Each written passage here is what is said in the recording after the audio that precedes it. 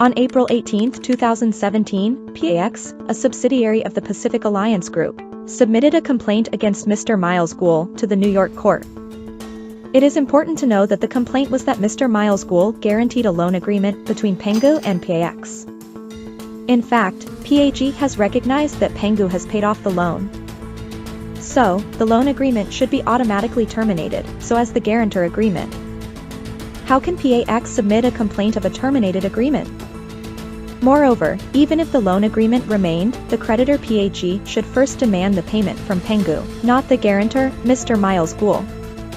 Not only that, the place of the issuance and execution of the so-called guarantor agreement and the residence of both parties are either China or Hong Kong, which are not within the jurisdiction of the New York court. The complaint was rejected by New York court in September 2017. However, the complaint was accepted for rehearing in April 2018. The only reason given was that Mr. Miles Guol purchased a property in New York City at that time. PAG started a 4-year legal battle against Mr. Miles Guol. Since the case was accepted, Edward Moss has served as the main lawyer representing PAG.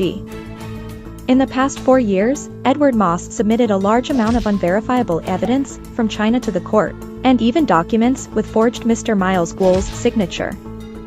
What's more is the New York court deprived Mr. Miles Guol's right to a jury trial without giving any reason.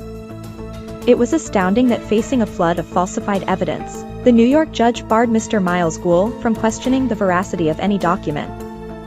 Something even more dramatic happened in October 2021.